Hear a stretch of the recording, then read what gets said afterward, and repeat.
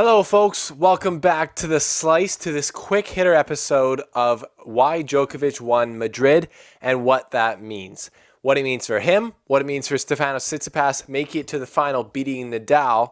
And we're going to talk a little bit about what this means for Nadal, who has not won a clay court tournament yet, and he's played 3. That doesn't happen very often. Welcome to The Slice. Let's get into all this right now on this episode. Welcome to The Slice. Welcome to The Slice. Welcome to The Slice.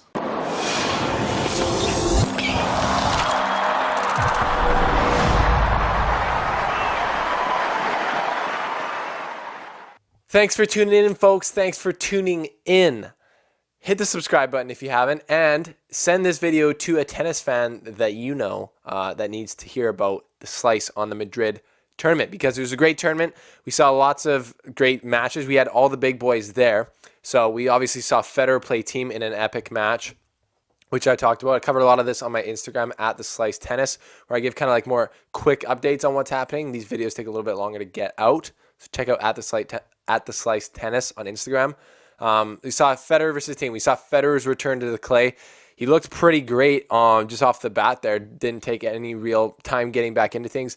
Took out Gael Monfils, giving him an old bagel in the first set, then losing the second set and having to really fight to stay in it. But to see a guy at like 37 now, I think 38 this year, still working on clay after taking 3 years off, it's just incredible. It's just like, wow, yeah, we know Federer, you keep coming back and surprising us and blowing us away with how consistently good you are on every surface at this age. It's crazy. I feel bad for guys like Gael Monfils who lost to Federer back in I think I watched him in 2012 French Open, lost to him. It's like nothing's changed, even though Federer's quite a bit older.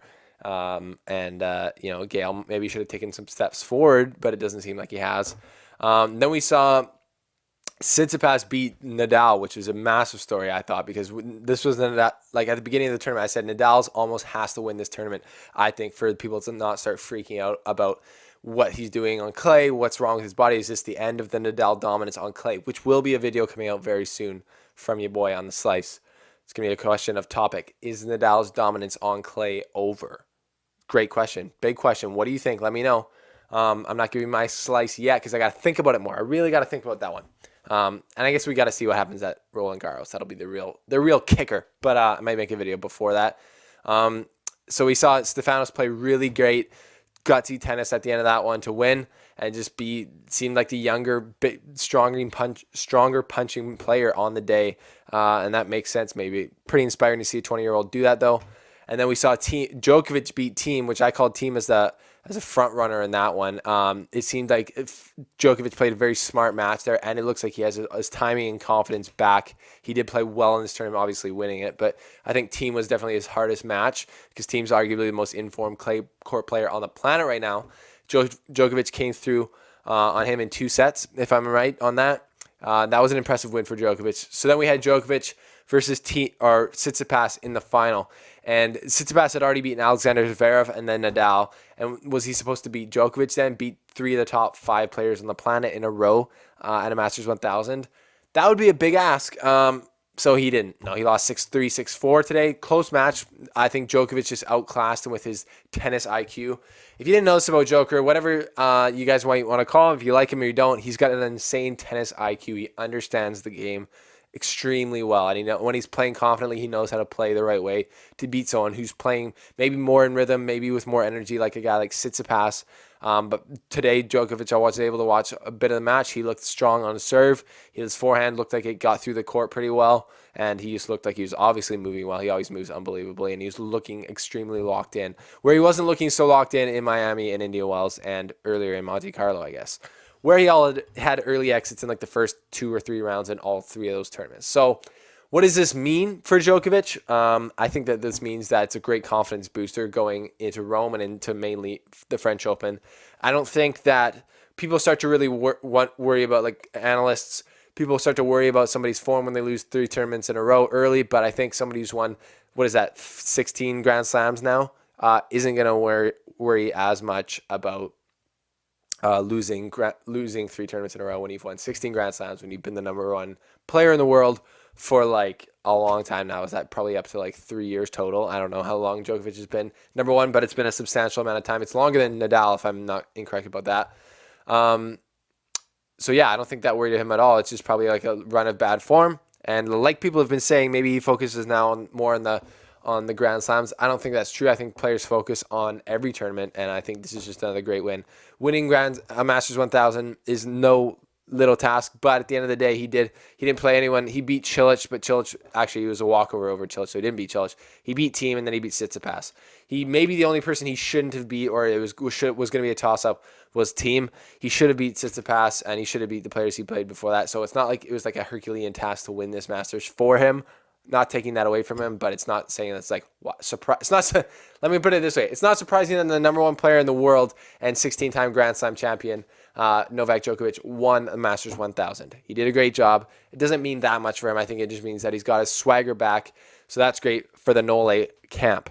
I think it means a lot for Stefanos Tsitsipas getting through Nadal. He's 20 years old only, and his mentality is something that I've said has always set him apart from the rest of the young guys. His winning mentality, his non-willingness to like submit to mediocrity. That's a lot of big words, but he doesn't want to quit. He doesn't want to just be okay. He seems cut from a different block mentally than some of these other young guys.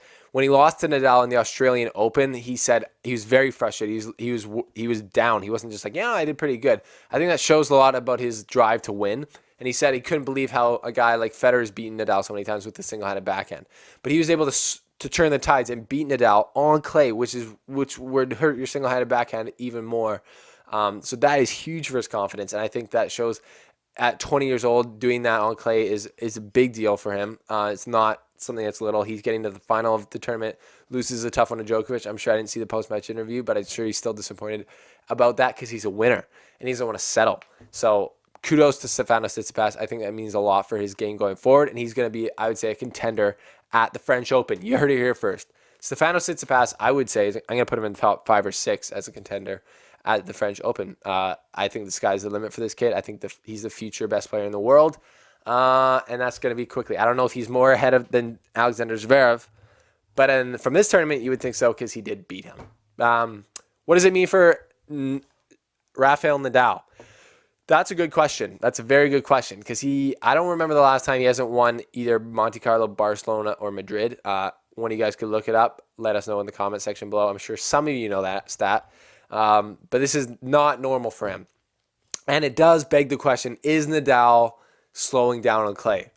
I mean, the results are slowing down this year for sure. But he could easily win Rome, and he could easily win the French Open. And then people would look back and be like, he had a great clay court swing, which he probably did. And, but if he loses early in Rome and doesn't win the French Open, this will be a season that stands out as maybe the end of an era as far as the king of clay dominating clay. I think he could still win the French Open like 2 years from now. You could never put it past the guy who's been this dominant on a surface or this dominant in tennis in general. But it is noteworthy that he's lost 3 tournaments in a row, losing to younger players. They're all like good players. He lost to Fognini, Thiem, and then Tsitsipas. But in the past, why he's been known as the king of clay is that every time a good player on clay has come up against him, he's been the guy they fall to. He's been a guy who's been so consistent on this surface, taking out threats, guarding his court forever. That's why he's called the king of clay. But I don't think his wall or his fortress is so impenetrable anymore. And it's going to be very interesting to see how this goes forward in Rome and on the French Open clay courts, because that's the ultimate battleground for a clay court player to beat Nadal at. Only 2 players have done it in the history of tennis. Who would that be? I heard you. That's Robin Soderling and Rafael Nadal, Novak Djokovic. But very interesting to see. Stay tuned for tomorrow for a Rome preview. Federer has announced that he's playing there, and all the boys are going to be there. It's going to be another great tournament. So thanks for tuning in to this quick hitter episode from your boy Stephen Bowden. Check out the Slice Front Row. We have a new episode coming this week. Subscribe down below. Check it out down below. See if you want to become a patron of that, and you can get more of the Slice. That's all for today. Thanks for tuning in, folks. Thanks for watching, folks. Sign up for the Slice Front Row by clicking up here and subscribe by clicking here, and watch another video right here.